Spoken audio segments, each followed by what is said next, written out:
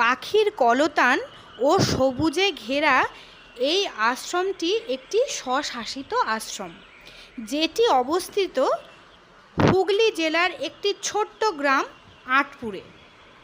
আঁটপুরের station রোডের ঠিক কাছেই এই রামকৃষ্ণ সারদা আশ্রমটি তৈরি হয়েছে।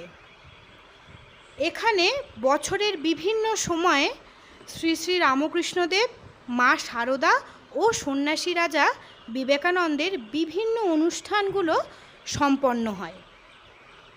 এখানে ভোগ পাওয়া যায় এবং থাকারও সুবন্দোবস্ত রয়েছে, কিন্তু সেটি আগে থেকে মহারাজদের জানাতে হবে।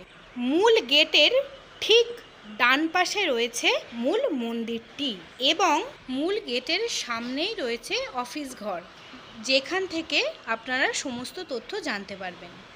অফিস ঘরের ঠিক ডান দিকে রয়েছে সাধুনিবাস ও অতিথিশালা এবং ভোগ পাওয়ার ব্যবস্থা। নমস্কার, আজ এতটুকুই। লাইক ও সাবস্ক্রাইব করে আমার পাশে থাকুন।